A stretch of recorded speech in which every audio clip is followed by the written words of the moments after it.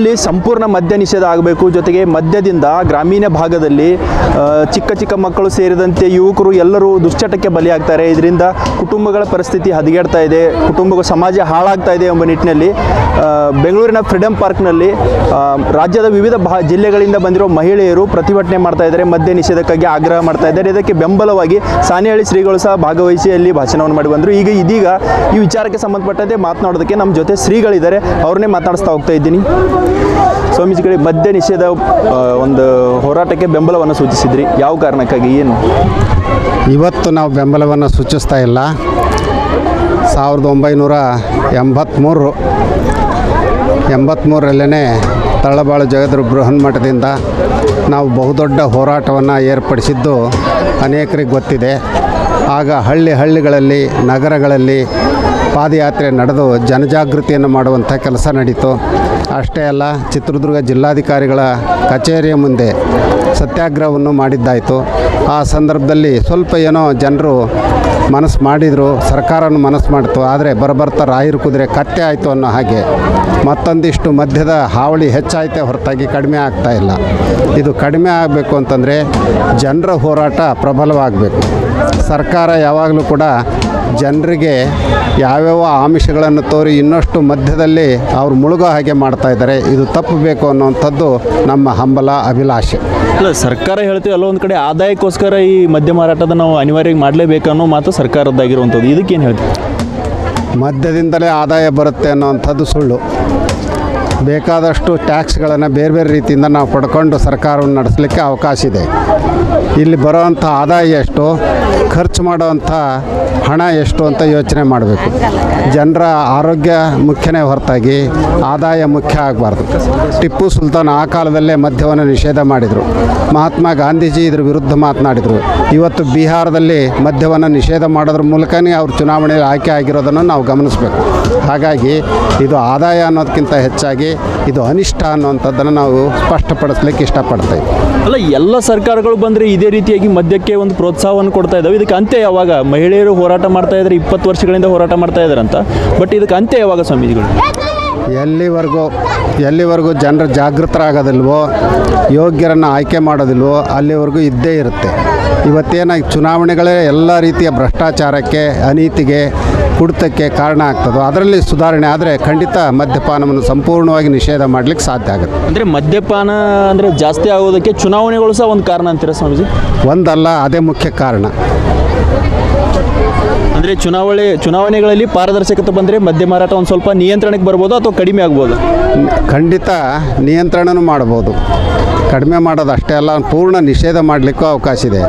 ಈಗ ಕೋಟಿ ಹಣವನ್ನು ಚುನಾವಣಾ ಸಂದರ್ಭದಲ್ಲಿ ಅವ್ರು ಖರ್ಚು ಮಾಡ್ತಾರೆ. ಅದರ ಬದಲಾಗಿ ಯಾವುದೇ ಆಮಿಷಗಳಿಲ್ಲದೆ ಅವ್ರ ಆಯ್ಕೆ ಆದರೆ ಖಂಡಿತ ಜನಪ್ರತಿನಿಧಿಗಳಲ್ಲೂ ಕೂಡ ಇದನ್ನು ನಿಷೇಧ ಮಾಡಬೇಕು ಅನ್ನುವಂಥ ಜಾಗೃತಿ ಮೂಡುತ್ತೆ. ಆ ನೆಲೆಯಲ್ಲಿ ಪ್ರತಿ ಊರುಗಳಲ್ಲಿ ಮಹಿಳಾ ತಂಡಗಳಾಗಲಿ, ಯುವಕರಾಗಲಿ, ಹಿರಿಯರಾಗಲಿ ಈ ಮದ್ಯದ ವಿರುದ್ಧ ಹೋರಾಟ ಮಾಡುವಂಥ ಧೀಶಕ್ತಿಯನ್ನು ಮೈಗೂಡಿಸ್ಕೊಳ್ಬೇಕು. ಸ್ವಾಮೀಜಿ, ಕಾನೂನು ರೀತಿಯಲ್ಲಿ ಮಾರಾಟ ಮಾಡಬೇಕಾ ಅಥವಾ ಕಾನೂನು ಬಾಹಿರ ಅಥವಾ ಸಂಪೂರ್ಣ ಮದ್ಯ ಮಾರಾಟ ನಿಷೇಧ ಆಗಬೇಕಂತೀರಿ? ಹೆಂಗೆ? ಕಾನೂನು ಬಾಹಿರ ಅನ್ನೋದಕ್ಕಿಂತ ಹೆಚ್ಚಾಗಿ ಅದು ಕಾನೂನಿಗೆ ವಿರುದ್ಧವಾದದ್ದೇ ಮದ್ಯ ಮಾರಾಟ ಮಾಡೋವಂಥದ್ದು. ಯಾವ ಕಾನೂನು ಮದ್ಯ ಮಾರಾಟ ಮಾಡಿರಿ ಅಂತ ಹೇಳುತ್ತೆ.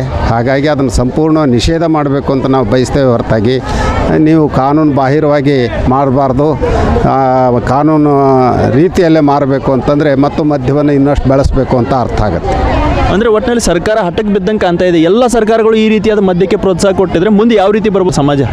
ಅಲ್ಲ, ಈಗ ನೀವು ಬಿಹಾರದಲ್ಲಿ ನೋಡಿದರೆ ಅವ್ರು ನಿಷೇಧ ಮಾಡಿದಾರಲ್ಲ, ಬೇರೆ ಕಡೆ ಕೆಲವರು ನಿಷೇಧ ಮಾಡಿದಾರಲ್ಲ. ಹಾಗೆ ನಮ್ಮ ಸರ್ಕಾರವು ಕೂಡ ನಿಷೇಧ ಮಾಡುವಂಥ ಒಂದು ದಿಟ್ಟ ತೀರ್ಮಾನವನ್ನು ತೆಗೆದುಕೊಳ್ಬೇಕಷ್ಟೇ. ಎಲ್ಲೋ ಮುಖ್ಯಮಂತ್ರಿ ಸಿದ್ದರಾಮಯ್ಯನವರು ಕುರ್ಚಿ ಉಳಿಸ್ಕೊಳ್ಳೋ ಒಂದು ಸಾಹಸದಲ್ಲಿ ಇದ್ದಾರೆ ಅನಿಸುತ್ತೆ. ಈ ರೀತಿಯಾದ ಒಂದು ಪ್ರತಿಭಟನೆ ವಿಚಾರಗಳಿಗೆ ಎಲ್ಲೋ ಸ್ವಪ್ನ ಆಗ್ತಾ ಇಲ್ಲ ಅನಿಸುತ್ತಾ? ಅದು ನಮಗೆ ಗೊತ್ತಿಲ್ಲ. ಯಾಕೆ ಅಂತಂದ್ರೆ ನಾವು ರಾಜಕೀಯದಲ್ಲಿ ಕೈ ಹಾಕ್ಲಿಕ್ಕೆ ಇಷ್ಟಪಡೋದಿಲ್ಲ. ಬದಲಾಗಿ ಇದು ಅವರ ಕಿವಿಯನ್ನು ತಲುಪಲಿ ಅಂತ ಬಯಸ್ತೇವೆ. ಈಗ ಒಬ್ಬ ಹಿರಿಯರಾಗಿ, ಒಬ್ಬ ಸ್ವಾಮೀಜಿಗಳಾಗಿ ಇಬ್ಬರು ನಾಯಕರು ಕುರ್ಚಿಗೆ ಕಿತ್ತಾಟ ಮಾಡ್ತಾ ಇದ್ದಾರೆ. ಏನು ಅವ್ರಿಗೆ ಕಿವಿ ಮಾತು ಹೇಳೋದಾದ್ರೆ ಏನು ಹೇಳ್ಬೋದು? ನಾವು ಅವ್ರಿಗೆ ಕಿವಿ ಮಾತು ಹೇಳೋದಾದರೆ ನೀವಿಬ್ಬರು ಸಮಾಜದ ಮುಂದೆ ಬಂದು ನಾವು ಮದ್ಯ ನಿಷೇಧ ಮಾಡ್ತೇವೆ ಅಂಥವ್ರು ನಾವು ಆಯ್ಕೆ ಮಾಡಿರಿ ಅಂತ ಹೇಳಿ, ಆವಾಗ ಅವರ ನಿಜವಾದ ಬಣ್ಣ ಬಯಲಾಗುತ್ತೆ. ಬಟ್ ಇವಾಗ ಈ ರಾಜ್ಯದಲ್ಲಿ ನೋಡ್ತಾ ಇದೆ ಅಸ್ಥಿರತೆ, ಎಲ್ಲೋ ಒಂದು ಕಡೆ ನಾಯಕತ್ವದ ಕುರಿತು ಅಸ್ಥಿರತೆ ಉಂಟಾಗ್ತಾ ಇದೆ. ಈ ಸಂದರ್ಭದಲ್ಲಿ ಪ್ರತಿಭಟನೆಗಳು ನಡೆದರೆ ಇದಕ್ಕೆ ಏನೋ ಒಂದು ಸ್ವಲ್ಪ ಬೆಲೆ ಸಿಗುತ್ತೆ. ಹೆಂಗೆ? ಆ ಪ್ರತಿಭಟನೆಗಳು ಅವರ ರಾಜಕೀಯ ತಿಕ್ಕಾಟಕ್ಕೂ ಸಂಬಂಧ ಇಲ್ಲ. ಅದು ಅವ್ರವ್ರ ಒಳ ಜಗಳ. ಅದರ ಬಗ್ಗೆ ನಾವು ಹೆಚ್ಚು ಚರ್ಚೆ ಮಾಡೋ ಅಗತ್ಯ ಇಲ್ಲ. ಆದರೂ ಅವ್ರು ಕಿವಿ ಮಾತು ಹೇಳ್ಬೇಕಾದ್ರೆ ನೀವು ಏನು ಹೇಳ್ಬೋದು? ಏನಿಲ್ಲ, ಒಂದಾಗಿ ಹೋರಾಟ ಮಾಡಿರಿ, ಸಮಾಜವನ್ನು ಉಳಿಸ್ರಿ, ನಮ್ಮ ಕರ್ನಾಟಕದಲ್ಲಿ ಏನು ಪ್ರಗತಿಪರ ಕಾರ್ಯಗಳಾಗಬೇಕಾಗಿದೆಯೋ ಆ ಕಾರ್ಯಗಳನ್ನು ಮಾಡಿರಿ ಅಂತ ಹೇಳಲಿಕ್ಕೆ ಇಷ್ಟಪಡ್ತೇವೆ. ಅಂದರೆ ಕುರ್ಚಿ ಕಿತ್ತಾಟ ಬಿಟ್ಟು ಬಿಡಬೇಕು ಅಂತ ಹೇಳ್ತೀರಿ ನೀವು? ನಾವು ಅದ್ರ ಬಗ್ಗೆ ಮಾತನಾಡಲಿಕ್ಕೆ ಇಷ್ಟಪಡಲ್ಲ. ಇಲ್ಲಿ ಸಂಪೂರ್ಣ ಮದ್ಯ ನಿಷೇಧ ಆಗಬೇಕು. ಜೊತೆಗೆ ಮದ್ಯದಿಂದ ಗ್ರಾಮೀಣ ಭಾಗದಲ್ಲಿ ಚಿಕ್ಕ ಚಿಕ್ಕ ಮಕ್ಕಳು ಸೇರಿದಂತೆ ಯುವಕರು ಎಲ್ಲರೂ ದುಶ್ಚಟಕ್ಕೆ ಬಲಿಯಾಗ್ತಾರೆ. ಇದರಿಂದ ಕುಟುಂಬಗಳ ಪರಿಸ್ಥಿತಿ ಹದಗೆಡ್ತಾ ಇದೆ, ಸಮಾಜ ಹಾಳಾಗ್ತಾ ಇದೆ ಎಂಬ ನಿಟ್ಟಿನಲ್ಲಿ ಬೆಂಗಳೂರಿನ ಫ್ರೀಡಂ ಪಾರ್ಕ್ನಲ್ಲಿ ರಾಜ್ಯದ ವಿವಿಧ ಜಿಲ್ಲೆಗಳಿಂದ ಬಂದಿರೋ ಮಹಿಳೆಯರು ಪ್ರತಿಭಟನೆ ಮಾಡ್ತಾ ಇದ್ದಾರೆ, ಮದ್ಯ ನಿಷೇಧಕ್ಕಾಗಿ ಆಗ್ರಹ ಮಾಡ್ತಾ ಇದ್ದಾರೆ. ಇದಕ್ಕೆ ಬೆಂಬಲವಾಗಿ ಸಾಣೇಹಳ್ಳಿ ಶ್ರೀಗಳು ಸಹ ಭಾಗವಹಿಸಿ ಅಲ್ಲಿ ಭಾಷಣವನ್ನು ಮಾಡಿ ಬಂದರು. ಇದೀಗ ಈ ವಿಚಾರಕ್ಕೆ ಸಂಬಂಧಪಟ್ಟಂತೆ ಮಾತನಾಡೋದಕ್ಕೆ ನಮ್ಮ ಜೊತೆ ಶ್ರೀಗಳಿದ್ದಾರೆ, ಅವ್ರನ್ನೇ ಮಾತನಾಡಿಸ್ತಾ ಹೋಗ್ತಾ ಇದ್ದೀನಿ. ಸ್ವಾಮೀಜಿಗಳಿಗೆ ಮದ್ಯ ನಿಷೇಧ ಒಂದು ಹೋರಾಟಕ್ಕೆ ಬೆಂಬಲವನ್ನು ಸೂಚಿಸಿದ್ರಿ, ಯಾವ ಕಾರಣಕ್ಕಾಗಿ, ಏನು? ಇವತ್ತು ನಾವು ಬೆಂಬಲವನ್ನು ಸೂಚಿಸ್ತಾ ಇಲ್ಲ.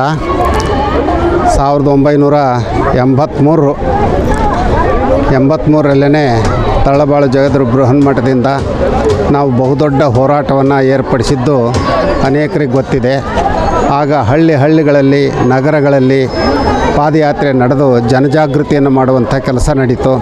ಅಷ್ಟೇ ಅಲ್ಲ, ಚಿತ್ರದುರ್ಗ ಜಿಲ್ಲಾಧಿಕಾರಿಗಳ ಕಚೇರಿಯ ಮುಂದೆ ಸತ್ಯಾಗ್ರಹವನ್ನು ಮಾಡಿದ್ದಾಯಿತು. ಆ ಸಂದರ್ಭದಲ್ಲಿ ಸ್ವಲ್ಪ ಏನೋ ಜನರು ಮನಸ್ಸು ಮಾಡಿದರು, ಸರ್ಕಾರವನ್ನು ಮನಸ್ಸು ಮಾಡಿತು. ಆದರೆ ಬರಬರ್ತಾ ರಾಯರು ಕುದುರೆ ಕತ್ತೆ ಆಯಿತು ಅನ್ನೋ ಹಾಗೆ ಮತ್ತೊಂದಿಷ್ಟು ಮಧ್ಯದ ಹಾವಳಿ ಹೆಚ್ಚಾಯಿತೆ ಹೊರತಾಗಿ ಕಡಿಮೆ ಆಗ್ತಾ ಇಲ್ಲ. ಇದು ಕಡಿಮೆ ಆಗಬೇಕು ಅಂತಂದರೆ ಜನರ ಹೋರಾಟ ಪ್ರಬಲವಾಗಬೇಕು.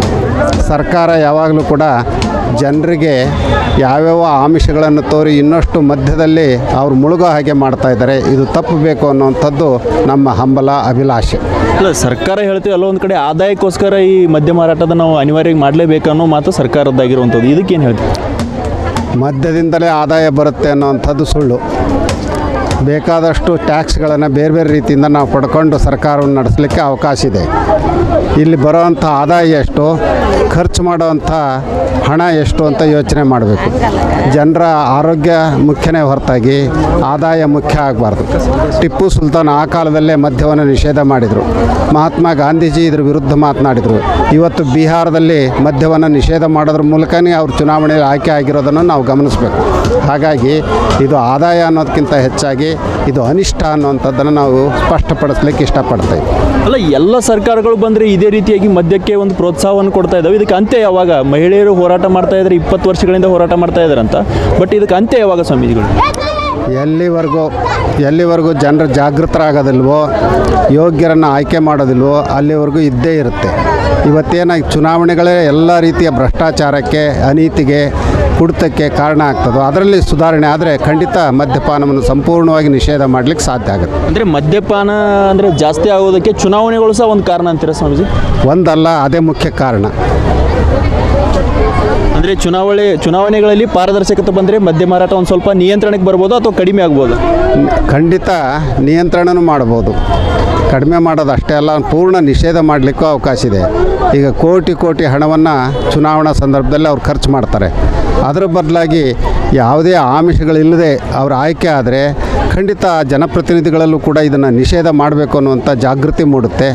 ಆ ನೆಲೆಯಲ್ಲಿ ಪ್ರತಿ ಊರುಗಳಲ್ಲಿ ಮಹಿಳಾ ತಂಡಗಳಾಗಲಿ, ಯುವಕರಾಗಲಿ, ಹಿರಿಯರಾಗಲಿ ಈ ಮದ್ಯದ ವಿರುದ್ಧ ಹೋರಾಟ ಮಾಡುವಂಥ ಧೀಶಕ್ತಿಯನ್ನು ಮೈಗೂಡಿಸ್ಕೊಳ್ಬೇಕು. ಸ್ವಾಮೀಜಿ, ಕಾನೂನು ರೀತಿಯಲ್ಲಿ ಮಾರಾಟ ಮಾಡಬೇಕಾ ಅಥವಾ ಕಾನೂನು ಬಾಹಿರ ಅಥವಾ ಸಂಪೂರ್ಣ ಮದ್ಯ ಮಾರಾಟ ನಿಷೇಧ ಆಗ್ಬೇಕಂತೀರಿ? ಹೆಂಗೆ? ಕಾನೂನು ಬಾಹಿರ ಅನ್ನೋದಕ್ಕಿಂತ ಹೆಚ್ಚಾಗಿ ಅದು ಕಾನೂನಿಗೆ ವಿರುದ್ಧವಾದದ್ದೇ ಮದ್ಯ ಮಾರಾಟ ಮಾಡೋವಂಥದ್ದು. ಯಾವ ಕಾನೂನು ಮದ್ಯ ಮಾರಾಟ ಮಾಡಿರಿ ಅಂತ ಹೇಳುತ್ತೆ. ಹಾಗಾಗಿ ಅದನ್ನು ಸಂಪೂರ್ಣ ನಿಷೇಧ ಮಾಡಬೇಕು ಅಂತ ನಾವು ಬಯಸ್ತೇವೆ ಹೊರತಾಗಿ ನೀವು ಕಾನೂನು ಬಾಹಿರವಾಗಿ ಮಾಡಬಾರ್ದು, ಕಾನೂನು ರೀತಿಯಲ್ಲೇ ಮಾರಬೇಕು ಅಂತಂದರೆ ಮತ್ತು ಮದ್ಯವನ್ನು ಇನ್ನಷ್ಟು ಬೆಳೆಸಬೇಕು ಅಂತ ಅರ್ಥ ಆಗುತ್ತೆ. ಅಂದರೆ ಒಟ್ಟಿನಲ್ಲಿ ಸರ್ಕಾರ ಹಠಕ್ಕೆ ಬಿದ್ದಂಗೆ ಕಾಣ್ತಾ ಇದೆ. ಎಲ್ಲ ಸರ್ಕಾರಗಳು ಈ ರೀತಿಯಾದ ಮದ್ಯಕ್ಕೆ ಪ್ರೋತ್ಸಾಹ ಕೊಟ್ಟಿದ್ರೆ ಮುಂದೆ ಯಾವ ರೀತಿ ಬರ್ಬೋದು ಸಮಾಜ? ಅಲ್ಲ, ಈಗ ನೀವು ಬಿಹಾರದಲ್ಲಿ ನೋಡಿದರೆ ಅವ್ರು ನಿಷೇಧ ಮಾಡಿದಾರಲ್ಲ, ಬೇರೆ ಬೇರೆ ಕಡೆ ಕೆಲವರು ನಿಷೇಧ ಮಾಡಿದಾರಲ್ಲ. ಹಾಗೆ ನಮ್ಮ ಸರ್ಕಾರವು ಕೂಡ ನಿಷೇಧ ಮಾಡುವಂಥ ಒಂದು ದಿಟ್ಟ ತೀರ್ಮಾನವನ್ನು ತೆಗೆದುಕೊಳ್ಬೇಕಷ್ಟೇ. ಮುಖ್ಯಮಂತ್ರಿ ಸಿದ್ದರಾಮಯ್ಯನವರು ಕುರ್ಚಿ ಉಳಿಸ್ಕೊಳ್ಳೋ ಒಂದು ಸಾಹಸದಲ್ಲಿ ಇದ್ದಾರೆ ಅನಿಸುತ್ತೆ. ಈ ರೀತಿಯಾದ ಒಂದು ಪ್ರತಿಭಟನೆ ವಿಚಾರಗಳಿಗೆ ಎಲ್ಲ ಸ್ವಪ್ತ ಆಗ್ತಾ ಇಲ್ಲ ಅನಿಸುತ್ತಾ? ಅದು ನಮಗೆ ಗೊತ್ತಿಲ್ಲ. ಯಾಕೆ ಅಂತಂದ್ರೆ ನಾವು ರಾಜಕೀಯದಲ್ಲಿ ಕೈ ಹಾಕ್ಲಿಕ್ಕೆ ಇಷ್ಟಪಡೋದಿಲ್ಲ, ಬದಲಾಗಿ ಇದು ಅವರ ಕಿವಿಯನ್ನು ತಲುಪಲಿ ಅಂತ ಬಯಸ್ತೇವೆ. ಈಗ ಒಬ್ಬ ಹಿರಿಯರಾಗಿ ಒಬ್ಬ ಸ್ವಾಮೀಜಿಗಳಾಗಿ ಇಬ್ಬರು ನಾಯಕರು ಕುರ್ಚಿಗೆ ಕಿತ್ತಾಟ ಮಾಡ್ತಾ ಇದ್ದಾರೆ, ಏನು ಅವ್ರಿಗೆ ಕಿವಿ ಮಾತು ಹೇಳೋದಾದ್ರೆ ಏನು ಹೇಳ್ಬೋದು?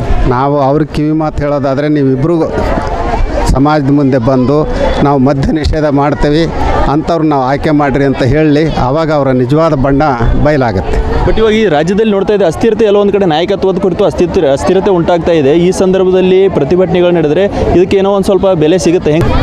ಆ ಪ್ರತಿಭಟನೆಗಳು ಅವರ ರಾಜಕೀಯ ತಿಕ್ಕಾಟಕ್ಕೂ ಸಂಬಂಧ ಇಲ್ಲ, ಅದು ಅವ್ರವ್ರ ಒಳ ಜಗಳ, ಅದ್ರ ಬಗ್ಗೆ ನಾವು ಹೆಚ್ಚು ಚರ್ಚೆ ಮಾಡೋ ಅಗತ್ಯ ಇಲ್ಲ. ಆದರೂ ಅವ್ರಿಗೆ ಕಿವಿ ಮಾತು ಹೇಳಬೇಕಾದ್ರೆ ನೀವು ಏನು ಹೇಳ್ಬೋದು? ಏನಿಲ್ಲ, ಒಂದಾಗಿ ಹೋರಾಟ ಮಾಡಿರಿ, ಸಮಾಜವನ್ನು ಉಳಿಸ್ರಿ, ನಮ್ಮ ಕರ್ನಾಟಕದಲ್ಲಿ ಏನು ಪ್ರಗತಿಪರ ಕಾರ್ಯಗಳಾಗಬೇಕಾಗಿದೆಯೋ ಆ ಕಾರ್ಯಗಳನ್ನು ಮಾಡಿರಿ ಅಂತ ಹೇಳಲಿಕ್ಕೆ ಇಷ್ಟಪಡ್ತೇವೆ. ಅಂದರೆ ಕುರ್ಚಿ ಕಿತ್ತಾಟ ಬಿಟ್ಟು ಬಿಡಬೇಕು ಅಂತ ಹೇಳ್ತೀರಿ ನೀವು? ನಾವು ಅದ್ರ ಬಗ್ಗೆ ಮಾತನಾಡಲಿಕ್ಕೆ ಇಷ್ಟಪಡಲ್ಲ. ಪ್ರತಿಧ್ವನಿ ಯೂಟ್ಯೂಬ್ ಚಾನೆಲ್ ಸಬ್ಸ್ಕ್ರೈಬ್ ಮಾಡಿ, ಬೆಲ್ ಐಕಾನ್ ಕ್ಲಿಕ್ ಮಾಡಿ.